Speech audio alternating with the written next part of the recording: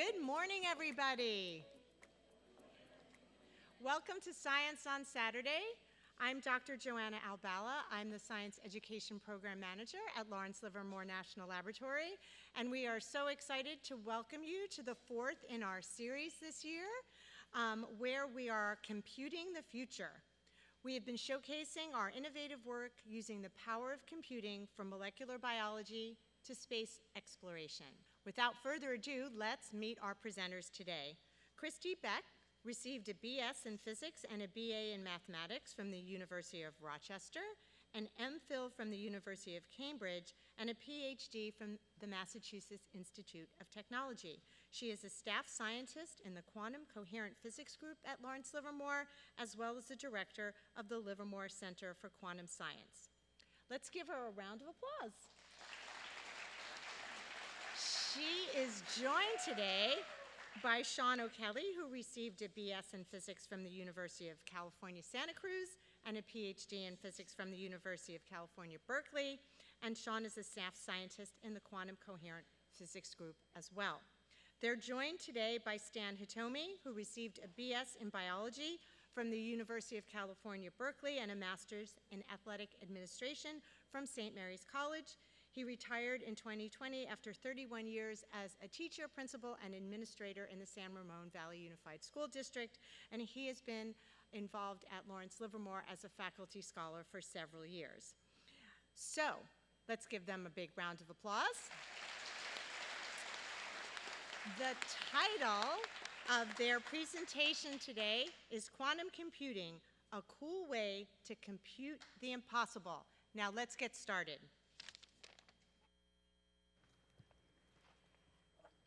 Thank you, Joanna. As Joanna said, I'm Kristi. A little bit about me. I'm an experimental physicist by training, which means I use my hands to learn about the world around me. And I do this not only in my professional life, I also do it as the way that I explore the world as a hobbyist. So you see me here from a really young age working with my dad in woodworking high school robotics team, and in my lab as a graduate student, and now at Livermore. Sean, a bit about you? Okay, yeah, I love that you say you love working with your hands. There's the image of a scientist as at the whiteboard or the computer wearing a coat. That does happen, but it's also a very good job if you like interacting with the world physically. So these are just some photos of me. That's me with a little clockwork mechanism, very happy to get it working. Doing some plumbing. Sometimes I call myself a quantum plumber at work. That's real plumbing. And that's me, I think, repairing a 1990s era espresso machine. Just to say that for people who like doing things physically, this is a great job. All right, so what are we going to talk about today when we're talking about quantum computing? Well, first we're going to break down our title. What do we mean when we say that we're computing the impossible? Sounds like a contradiction. We have to explain how it's not, what we really mean about that. And in order to do that, we have to say a little bit about the analogies we're going to be making with classical computers. So we're actually going to spend a good amount of time talking about the really low logical representations that are used in classical computers. Right, and then we have to give you a PhD in quantum mechanics, so you understand what we mean by that, and put them together for quantum computing. So then we'll ask how we build a quantum computer really, really fast, and end by talking a little bit about what we're doing now to push forward the state of the art at Lawrence Livermore in our work today. So what do we mean when we say computing the impossible? Computers are everywhere. I've got one in my pocket. Right, which is silenced. Which is silenced. And they show up everywhere. Computers come into our lives everywhere from making movies to making self-driving cars work to connecting us and even showing the presentation that you're seeing. Right. We also use them for scientific uses, which is what we're most interested in. Being experimentalists, I love, there's nothing like a real experiment, but that's not always possible. If you want to make an earthquake-safe building, one might argue the best way to do it is to build it, put it on a big shaker, and shake it and see if it stays up. But that's not always economically feasible. So computers can help us doing things like simulate it first before we build it. So it's really important to get quantitative answers to many science and engineering questions where we don't want to run the experiments. Another good example of that is corrosion. Corrosion happens over a really long time scale, and it's a complicated process where you have chemistry interacting with structural properties, and you want to design systems that will last a very, very long time. The real experiment might take 90 years. We don't want to wait that long. Another great example of where you can't run the experiment is predicting tomorrow's weather. The weather predictions only go out for so long, and those are the results of computational models. We can't do the experiment. It turns out, though, that computers can't compute everything. For some problems, there might not be enough memory, it might take too long, or either the inputs that we have or the outputs that we would get mean that the answer that we would get at the end of that calculation is too imprecise. So what's impossible to compute? There's actually plenty, but let's talk about 3. One example is, to take one that you could probably do on pencil and paper to understand, is the idea of there's some problems that are easy to tell when you have the right answer, but hard to get to the answer in the first case. So everyone here in the audience could probably take 2 5-digit numbers on pencil and paper and multiply them out and say, all right, 5 times 3 is 15, write down the 5, carry the 1. It'd be a little bit of a pain, but you'd get it, and you get some 10-digit long answer. If I started by giving that answer and said, which 2 numbers multiply to give this, that would take a very long time. And that's hard for classical computers, too.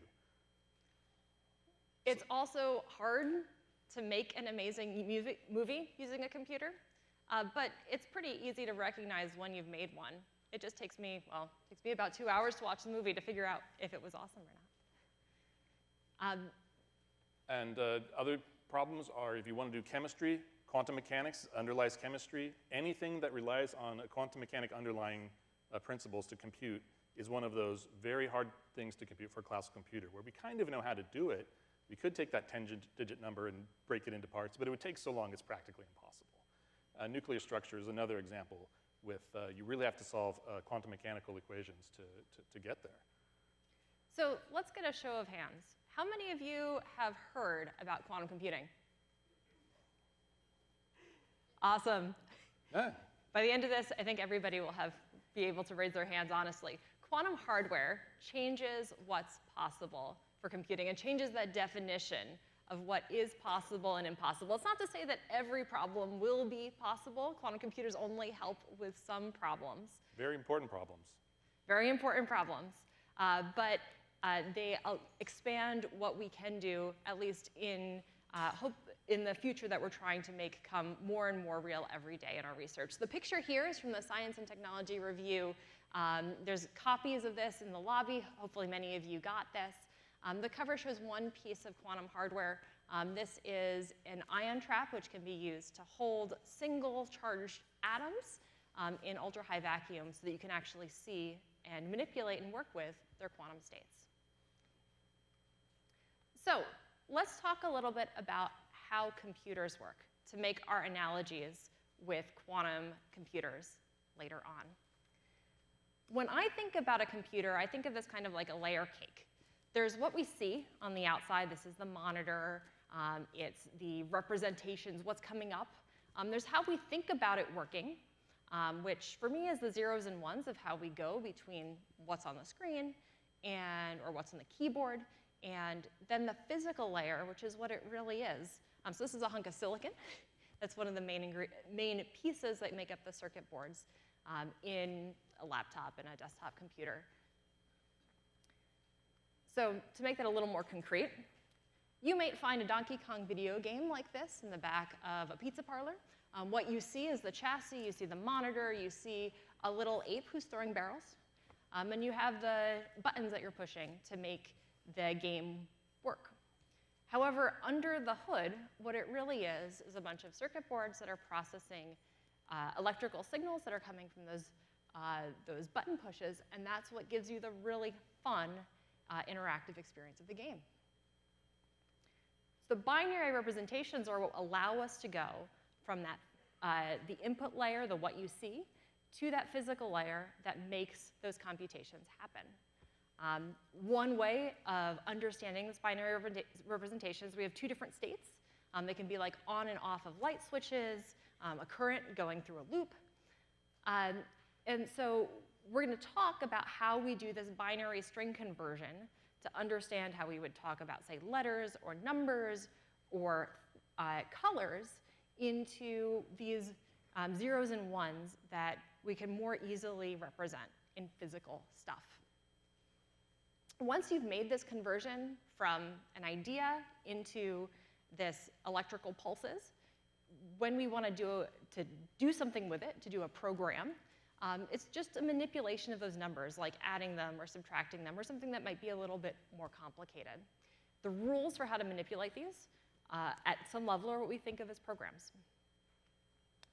So here's a first example. How do we represent a dozen? Well, we can represent it as a whole bunch of donuts. That is a very delicious idea. It's a very direct approach. And we can do that also when we're writing down what these are. We can use hash marks, and we can make 144 hash marks, 1 mark per thing. A more common way of doing this is using a decimal representation.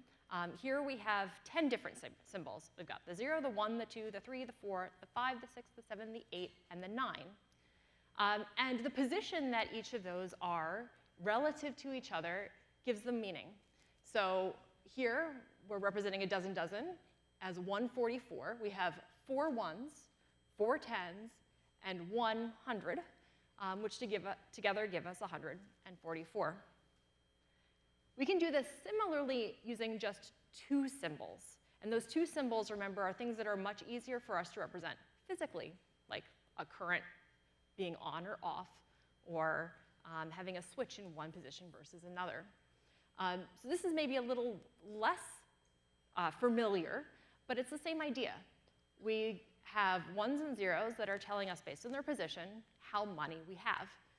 So to represent 144, we need 0 1s, 0 2s, 0 4s, 0 8s, 1 16, 0 32s, 0 64s, and 1 128. And so if we add that 16 and that 128, we get 144. And we're counting this way, but it goes up by 2 in each spot, right? Because we only have 2 symbols. When we have 10 symbols, we can count 1s, 10s, 100s. Now we have to count 1s, 2s, 4s, and 8s, just doubling each time. But we can still represent any number. That's right. There's another representation that we can use for letters. Here, this is more just a choice of how we want to represent letters. So we can say A is 1, B is 2, C is 3, and so on. And that's actually kind of what's in here. The particular representation we're using here is ASCII, which we had to look this up, stands for American Standard Code for Information Interchange. And you can see that the A is, if you add 1 to that, you add 1 to that 1, carry the 1, you get 1, 0, or 2 to get to B. Hitting a key on your keyboard literally sends a string of high and low electrical pulses, the zeros and ones, into your computer system. And there's many more characters that are present in the system. All of the different binary strings have meaning, all the way up to 111111, which is a Y with an umlaut on top of it, something I've never had to use, but if I did need to use it, it's there. We can write characters this way, and all the different combinations of zeros and ones have a meaning to them. So if we want to write the word science, we can do this in zeros and ones like this. We can also represent colors this way. So one common representation, you might be familiar with doing this with paint. You can make any color you want with red, yellow, and blue paint. Similarly, a common way of talking about colors is using red, green, and blue. And so we can look at each of these and ask, how do these compare? Sort of how much of each there is. And we can do this sort of by eye, looking at how far to the left we have a 1 in each of the numbers. So purple, we've got a lot of red and a lot of blue because there's a 1 in that most important place, and not so much green. If we talk about green, there's a lot more green than red or blue because the number in that green box in that representation is higher than we have for red or blue. And for yellow, it turns out that we need red and green and not so much blue. So we have this representation. How do we turn this into something physical? So a couple examples. Since all information is physical, one way that you might see this is in a compact disc.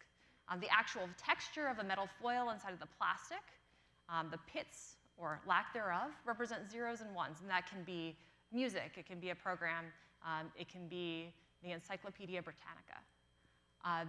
Another piece of information can be where you want to send a message.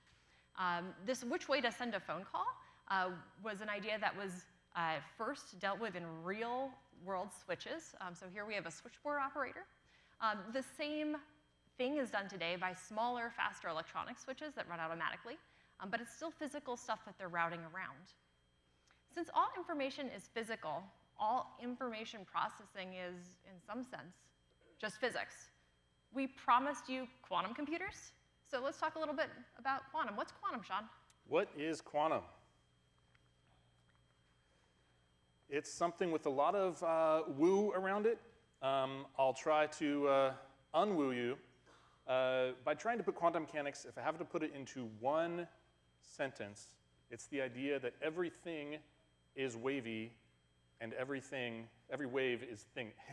Everything is wavy and every wave is thingy. There we go, you can read it. And so I have a little picture here of a flashlight shooting particles and a very big thing, a hippo, going wavy. Now you might have heard that light is a particle and a wave. And that's somewhat true. But it's better to say that particle and wave are two kind of almost correct descriptions of what light really is. And historically, this idea that, or this observation that things are both, everything is wavy and every wave is thingy, was first noticed for things like light, very, very lightweight, small things. But I will try to convince you today that even something as big as a hippo is both kind of a thing and kind of a wave. So it's easiest to see in small things, but it is true for all things, even hippos and maybe computers. So let's start with some examples. Electrons. I trust everyone here has heard of electrons. And I'll first try to convince you that it's a thing. We know they're things, because with sensitive instruments, we can literally count them one at a time. They all have a certain weight, a certain mass. They have a charge that's discrete. This is a scale that you might use for weighing apples or whatever. If I have a really sensitive scale and put a pile of electrons on it, this needle can point anywhere on that scale. It can point to 0, 1, 2. It can point to 1.5, 1.973, whatever. But it'll always point, if we are measuring electrons, to an integer. 1, 2, 3. We never measure anything in between, whether it's measuring mass or charge. They come in discrete pieces. So it's pretty convincing there that electrons are things. But we also know that they are wavy. So on the right, we have what's become almost a cultural icon for what an atom is. You have the nucleus there, and these three little points of electrons going around like little orbits in it, like a planetary system. And that's okay, but we can do better. In the middle is a picture of a wave kind of traversing around a circle, and this is more like what the electrons do. First, it has kind of 3 bumps, and then it goes to 4, 5, 6, just to show that different waves can fit around that circle. And that is actually a little closer to the truth of the way electrons exist around atoms. Even better is on the right, because it is a 3D system after all. This is a fairly good representation of kind of the waviness of an electron around an atom. And it has it's starting to have a certain shape to it. Another representation here this is a wave representation. This is representing the waves of electrons around a carbon atom. In this case, it's not really waving anymore just because of the way it's illustrated, but you think of those humps as little waves going up and down. And the shapes of those waves affects how they interact with each other and how chemical bonding and things like that works. This is an example of a very simple molecule called acetylene. And you can see how that relates to this letter and stick model of chemistry, which you may have seen before, where the sticks in between the letters just represents the way the waves are interacting. And so the way those waves interact determines the chemical structure. This is true for simple things, a very simple molecule, it's easy to show, even for very large things. This is a little, there we go, animated molecule called helicase, a big, complex biological molecule. And you can see it has little bits and bumps to it. That shape is all because of the shape of the waves of the electrons and the way they fit together. And the way the whole shape of the whole mechanism is and the way it works is all because electrons are waves. So this explains all properties of matter. Why something is hard versus soft, what color it is, how it works, all of those things.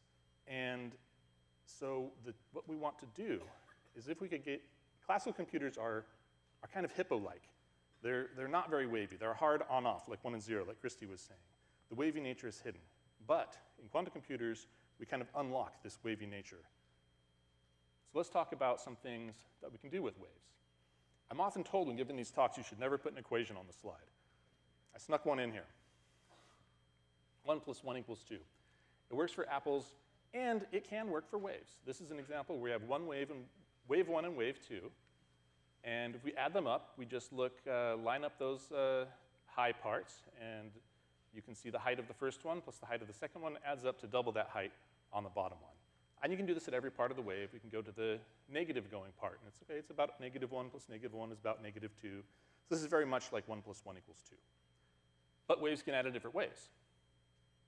In this case, we have the same two waves, but shifted a little bit.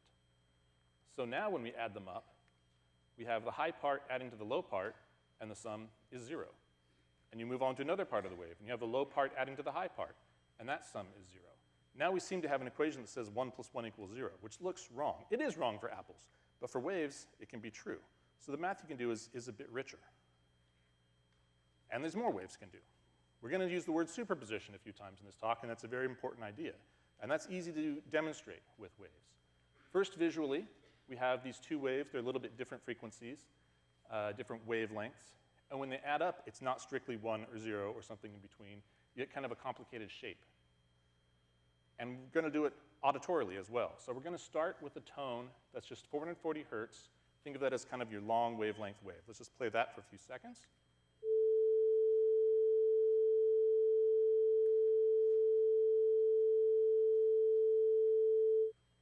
Okay. And now we're going to play one that's a little bit higher, 455 hertz. So for the musicians in the audience, 440 is your concert A. 455 is closer to the tuning of Beethoven's orchestra or pianos in the late 1800s. We're getting classy. Okay, a little bit higher.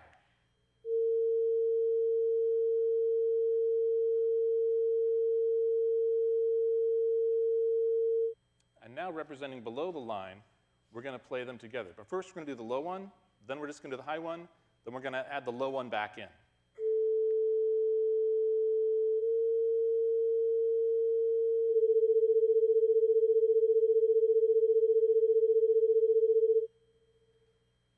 The beating that you hear there is directly that superposition. It's that superposition. And if I were to ask you, what note is that, or what frequency, you could say it's 440, you could say it's 455, both would be correct answers. This is the idea of superposition of a single waveform can kind of represent two things at once. So, this quantum waviness is everywhere. It underpins all of reality. It's true for cats, dogs, rocks, air, whatever, hopefully computers, as we'll show you. Easy to see in small things like electrons, hard to see in hippos. Why is it so hard to see that a hippo is a wave? You sometimes will hear that quantum mechanics is something that exists in the realm of the very small. And in the large world, you don't see it anymore. That's not quite wrong, but it's also not quite true. It's more true to say that heavy things are classical and very light things are quantum. But we can be a little bit more subtle than that. The real answer is momentum, where momentum is just mass times velocity. So a large momentum looks classical. It still has a quantum waviness, but that quantum waviness is very small. For something with small momentum, something that's very light, or moving very slowly, or combination of those, that's where the quantum waviness becomes really easy to see. So quantum waviness was historically first noticed for low momentum things, like atoms and single electrons and stuff like that. But as our technology gets better, we're able to actually prove and see this quantum waviness in things of larger and larger sizes. I don't know what the state of the art is today. Well, we were checking this a bit before the presentation, and in the late 1990s, there were interference experiments, so experiments that showed the waviness of carbon buckyballs. as well as more recently, clusters of over 7,000 atoms. So kind of like that big molecular machine I showed before, even that whole thing has a waviness that we can see in the lab. So I put a number here and said, if you take something that's about a hippo mass, I'm moving at a typical hippo speed, bobbing through the water or something, the quantum waviness is about 10 to the minus 35th meters. That's like 0.35 zeros ending in a 1. That's so small, it's kind of hard to think about, except you hope you trust that it's a small number. So we need to compare it to other microscopic scales. Now this is a little picture of water, or a simulation of water. You know the formula for water, it's H2O. And in this case, oxygen is that big blue sphere, and hydrogen are those little green ones stuck onto it. So each one is 2 hydrogens and 1 oxygen, H2O. And this is a whole bunch together, and they're at room temperature. So this is liquid water, and you can see they're kind of wiggling and kind of sliding past each and rolling over each other. That's why it's a liquid. And they're moving back and forth because temperature and heat is just the random motion of molecules and, well, everything. So try to think, visualize and guess how big the sizes of those random jiggles are. I would put it about maybe 1/10 the size of an oxygen molecule, which would be about 10 to the minus 11th meters. Now compared to the hippo wavelength, which is 10 to the minus 35, that's a difference of a million times smaller on the hippo wavelength than typical thermal vibrations. And I was thinking about just before this talk, an example. I have here a little instruction sheet that came with some electronics with tiny writing on it, which is really annoying, right? This is like a hippo wavelength. And I'm just going to ask you to, Kristi, what it says right here under important safety instructions. Clean only with a dry cloth. Okay, well done. Now let's do it with some temperature. Read the next line, please. John! Okay. I can't read that. No, that wasn't a fair test. But this is the interplay between temperature and quantum very often. So the question is, can we make bits that store information wavy? We definitely can. And if we can make a computer where the bits act like quantum waves, they can interfere, they can have superposition and all that, well then we can allow for new kinds of math and exponential computing power. So we're going to put on a little video next about superposition as our volunteers come up on stage for a demonstration. And let's consider the concept of superposition using an everyday example. When you flip a coin, it can show either heads or tails. But when the coin is spinning in the air, what state would you say the coin is in? Is it heads or is it tails? While it's spinning in the air, it could be argued that it's both heads and tails, correct? Similarly, a qubit can exist in both the 0 and 1 states simultaneously. In a quantum computer, a system of multiple qubits can simultaneously possess multiple states, allowing the quantum computer to process many solutions simultaneously, something a classical computer simply cannot do.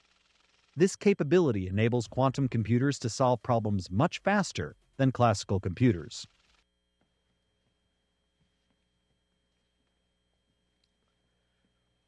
Okay, good morning.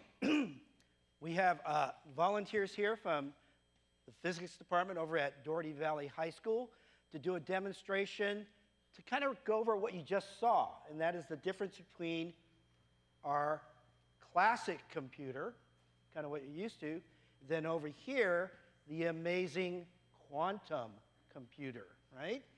All right, so we just saw a couple of examples earlier about binary bits, all right?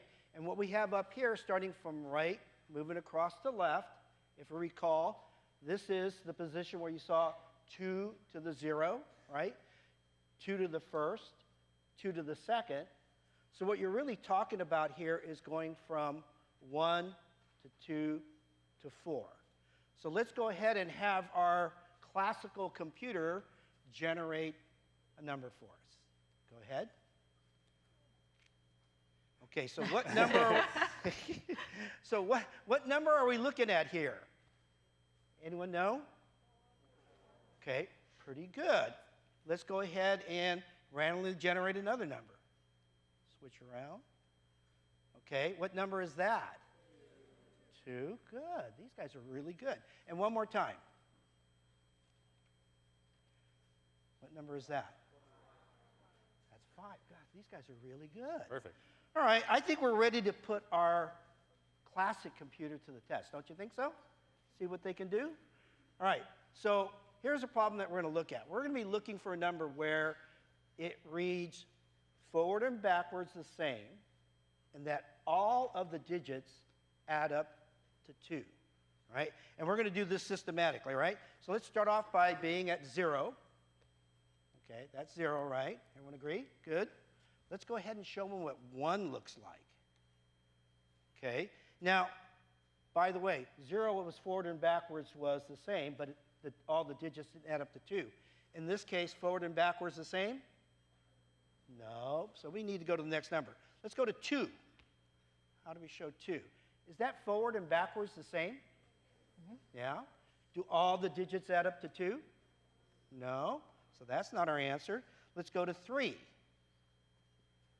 Okay. Forward and backwards the same? No. It's a lot of work, isn't it?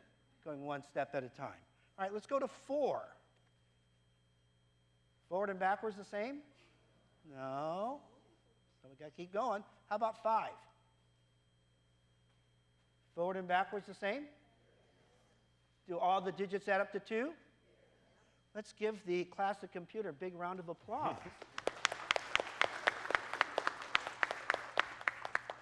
Amazing. You guys are able to do that in only how many steps? 20. It felt like 20. So maybe using a classic computer feels pretty clunky compared to a quantum. We'll find out. Okay, so let's move over to our quantum computer. Yeah, it just took 6 steps with the classic. That was pretty good, right? So look at our quantum computer. Doesn't that look very, very impressive?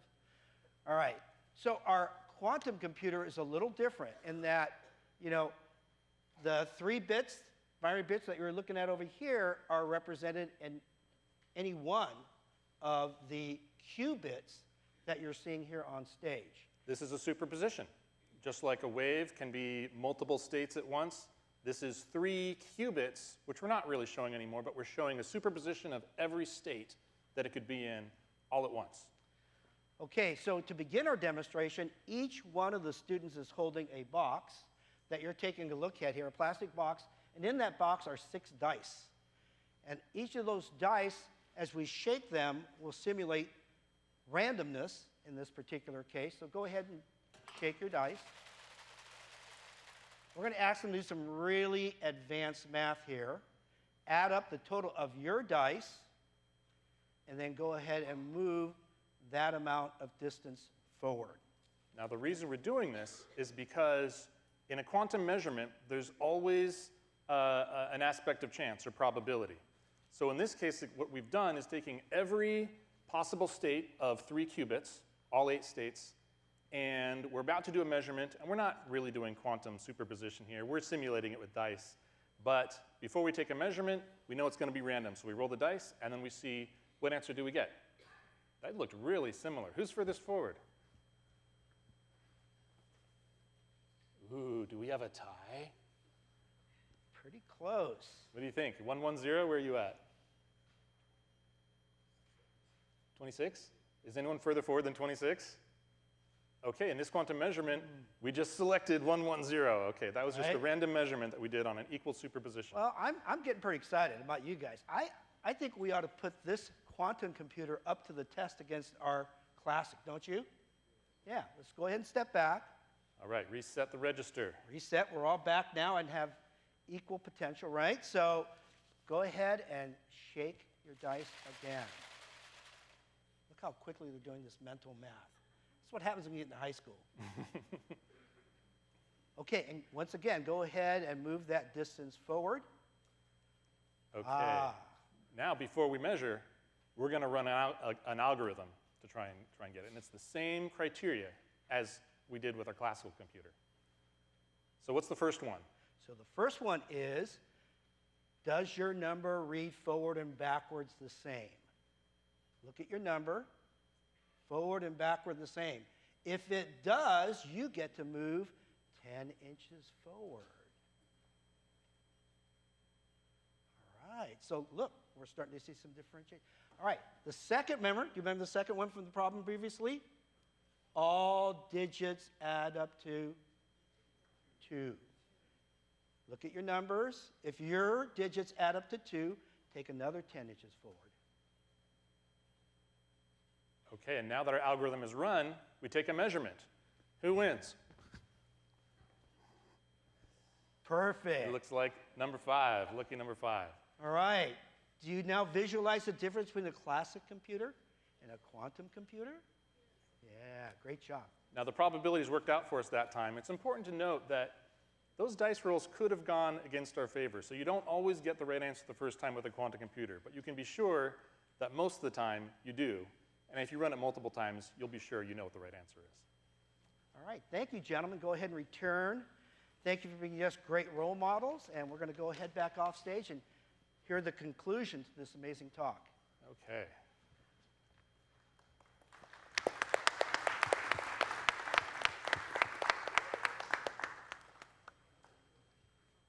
So in that example, we got the answer with our quantum computer in 2 steps instead of 6 steps, which is okay, I guess, but it doesn't really seem world-changing. Yeah, and for those of you who have been reading a little bit about quantum computers, that is a simulation of at least the core concept of something called Grover's search algorithm. So what would happen if we had more bits? Like 4. Yeah, so if we had 4 bits, we would need to search through 16 possibilities.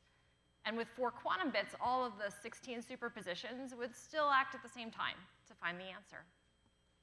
To do this demonstration with 10 bits, we would need about 1,024 volunteers. That's more people than we have in this room if we wanted to show all those superposition states. Right, but we could easily fit 10 bits on here, right? Totally. Just not the superpositions. How about 20 bits? Well, there we'd need 1 million volunteers. Okay, so that would be a long time to go through 1 million possibilities or so classically, but would still be all million superpositions acting at once. Yeah. So let me ask you a question. How many transistors, which are like the classical bits in a cell phone, do you think are present in a cell phone? Raise your hands if you think it's more than 1. Yeah. More than 10? More than 100? I'm not going to tell you the answer now. Yeah. More than 1,000? More than 1 million? More than 1 billion? All right, we still have some hands raised. It's about 10 billion. So everyone who kept your hand up to the end, good job. So what do you think a 10 billion qubit quantum computer could do? Okay, 10 billion is too much to think about, but let's say we just had 300 qubits. We could just about fit everyone here on stage shoulder to shoulder. Let's have 300 qubits. A perfect quantum computer with just 300 qubits has about 1 billion to the 10th power superposition states, more than there are atoms in the universe. Okay, so 30 qubits, and you can calculate those. 300. 300 qubits. 300 qubits. And we have 1 billion, billion, billion, billion, billion, billion, billion, billion, billion, billion superposition states all acting at once. So this is how a quantum computer can compute the impossible. There are some things that we know how to compute with a normal computer, but it's impossible because it would take a planet-sized supercomputer, the age of the universe, to get an answer.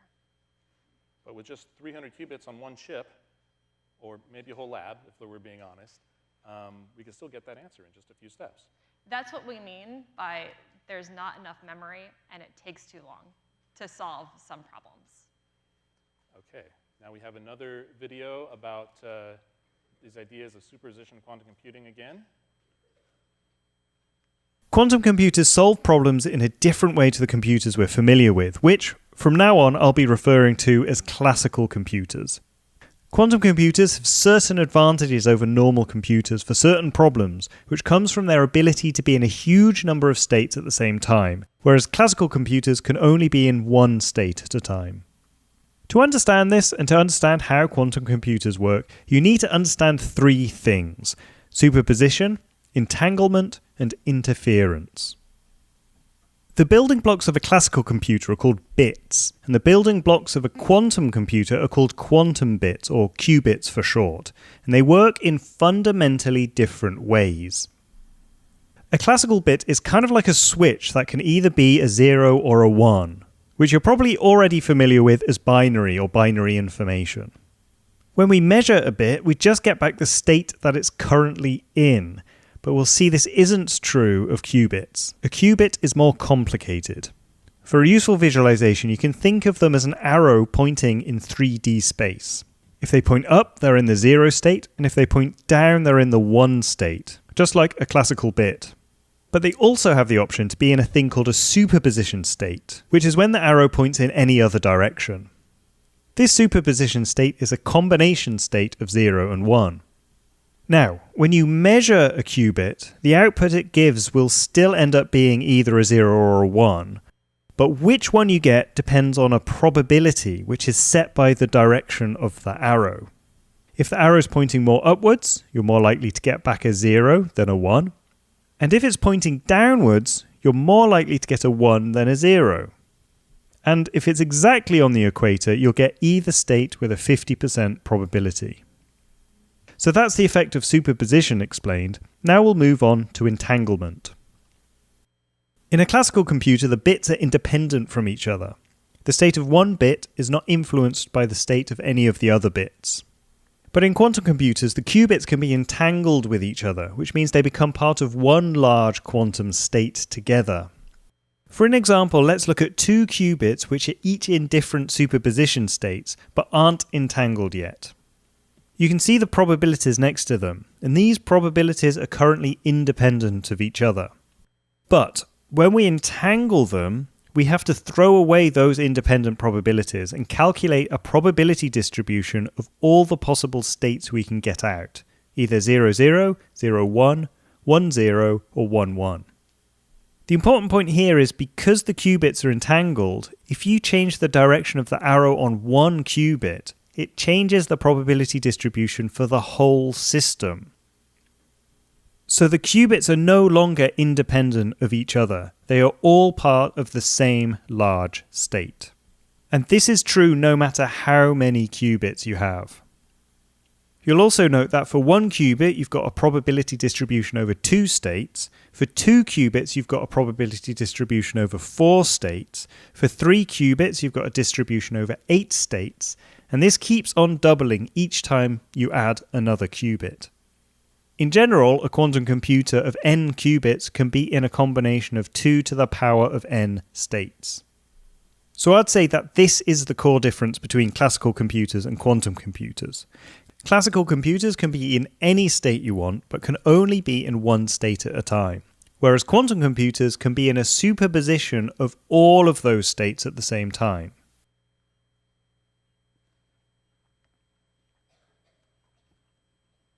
So we talked a lot about how these work in principle.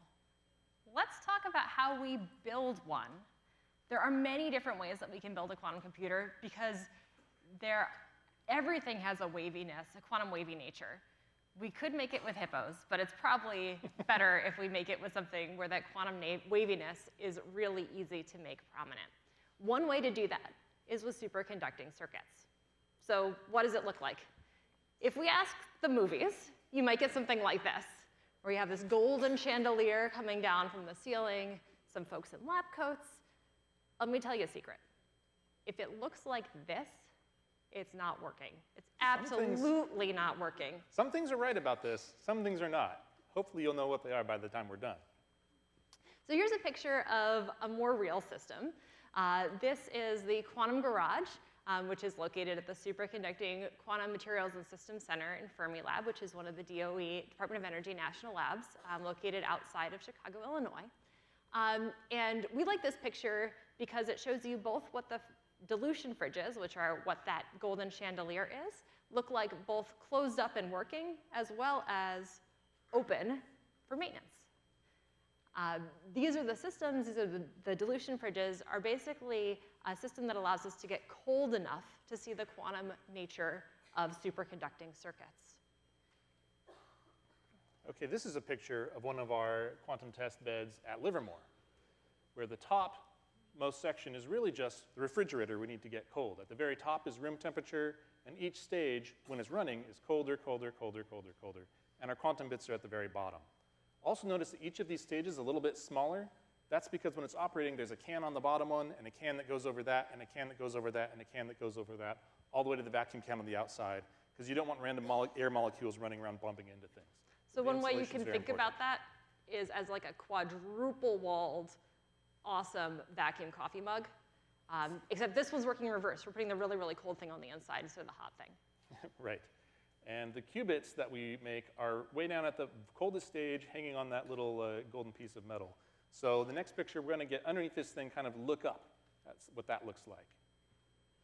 So now we're underneath, or yeah, just about underneath the fridge, looking up. And I'm going to see if I can get a pointer to work.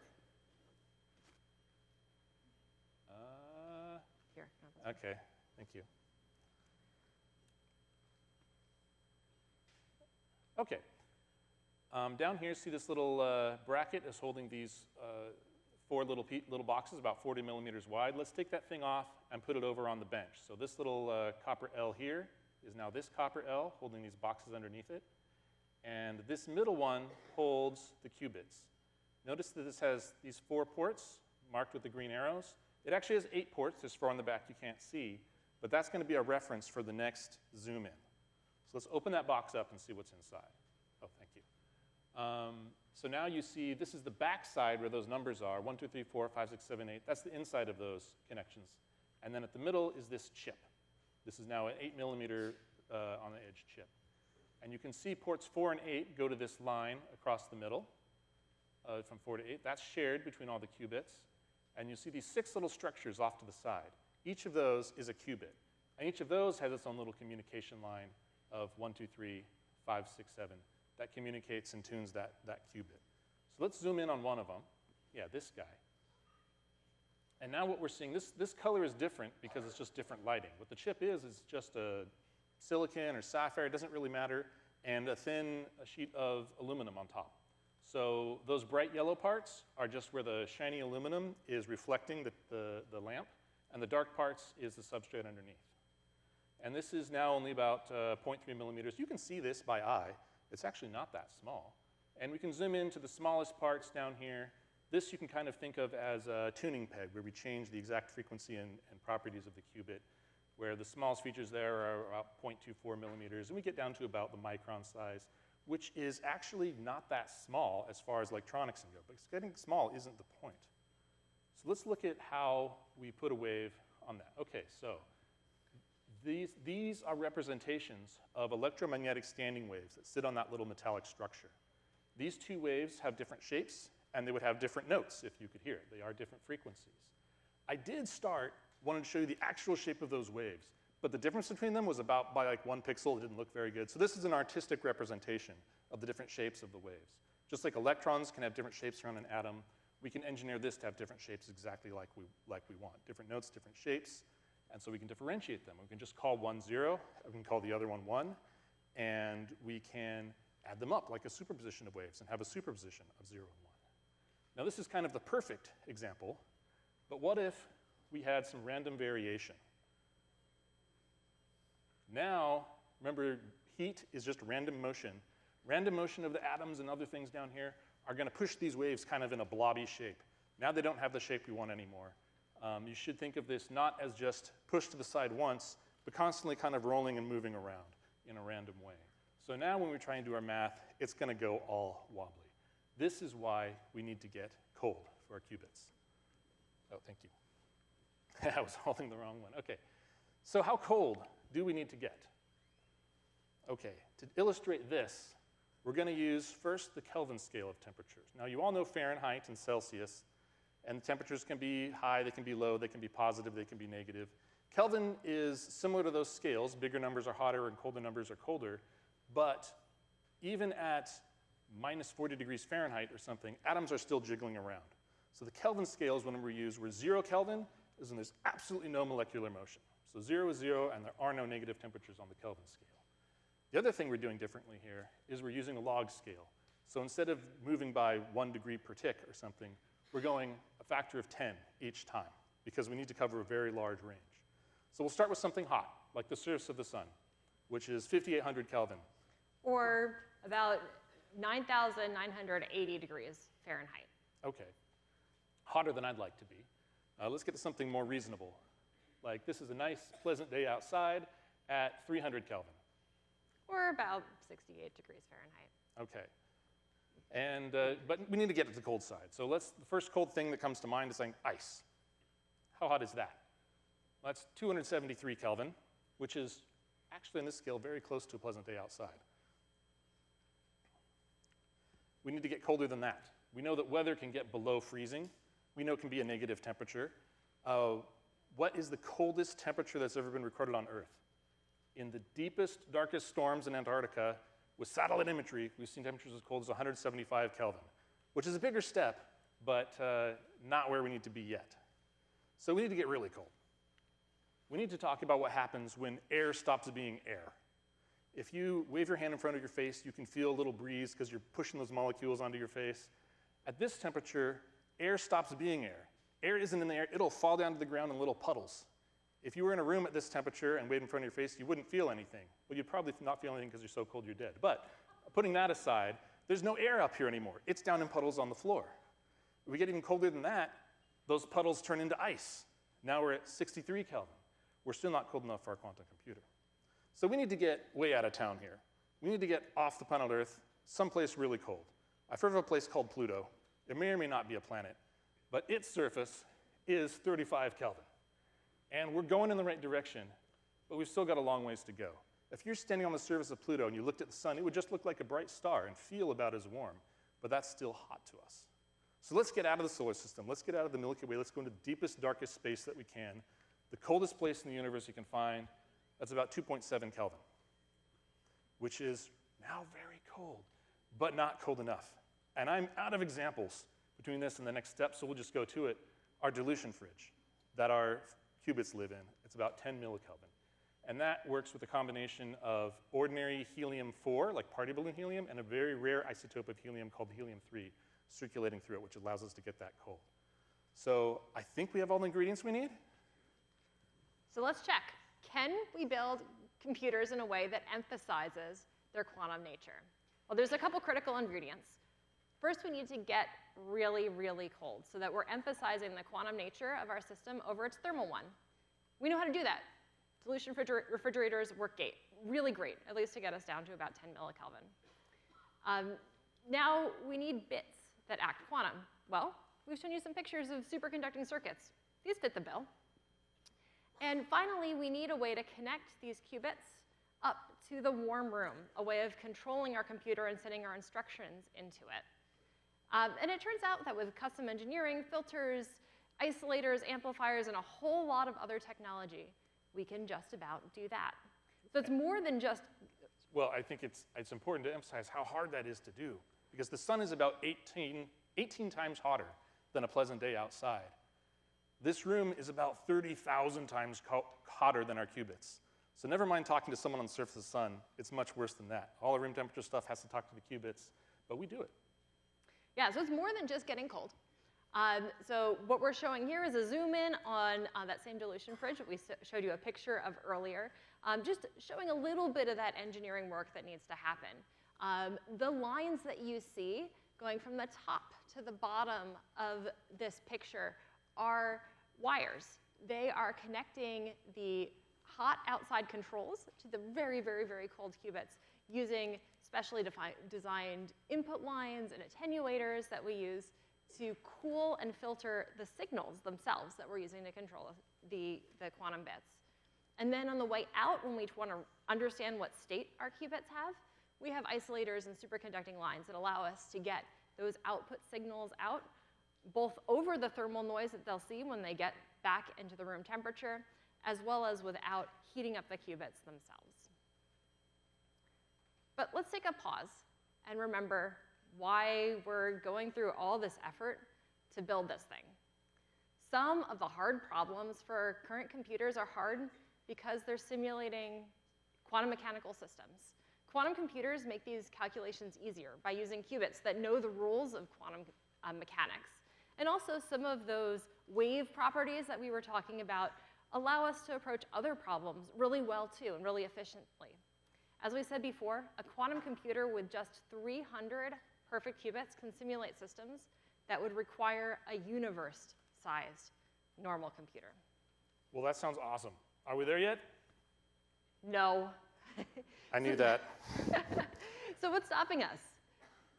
There's a number of things that are currently questions of research inquiry. So here's just a snapshot of a few. One of them is how well the qubits are performing. An example of this is on our stage demo. We had our volunteers worked perfectly, but it would be a lot harder to do with, say, 6-year-olds who forget their stage directions or what they're supposed to do. That's a little bit like the qubits we have right now. Another one is environmental control.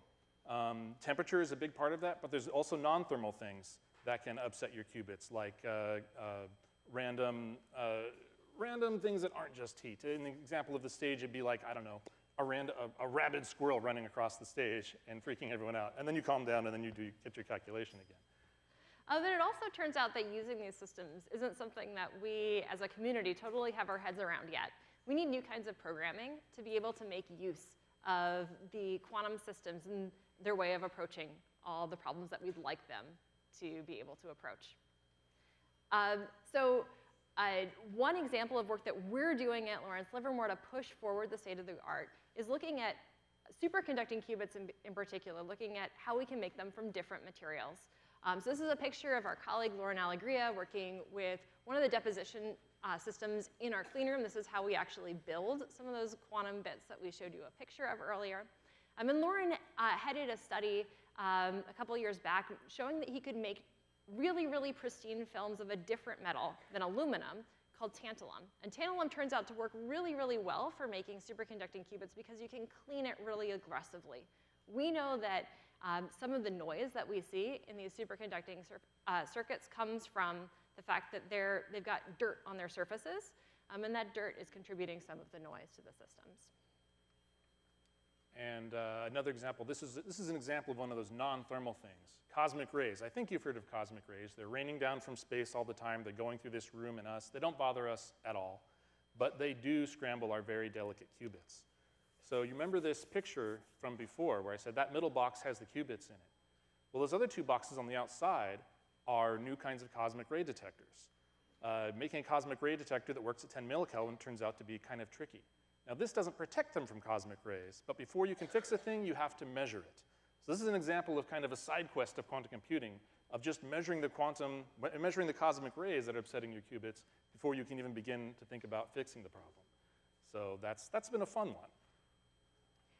So a final example of one of the things that we're doing at Livermore is our quantum design and integration test bed, where we're trying to put all the pieces together and understand how they work instead of individually work together. Each small part, as we've described a couple examples of, is different than what it looks like in the counterpart classical system.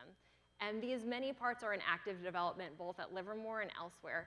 Putting them together, trying to use them together, trying to understand the language that we're going to use to talk to them is an important part of being able to predict and be able to use these systems when they get large enough to do really, really interesting things.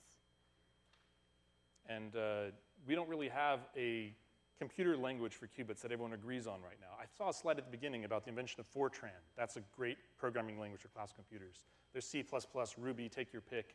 That's something for quantum computers where we have a few baby steps, but there's not a programming language for qubits. That's another thing that's in development. So in summary, there's a lot of pieces that we need to make a functional quantum computer, and realizing that dream of 300 perfect qubits that enable certain calculations that universe-sized computers couldn't touch. But pushing that research forward is taking computing into the future. So what have we learned today? I know that computers can't calculate everything as much as we want them to. Information is physical. And physical reality means quantum mechanics.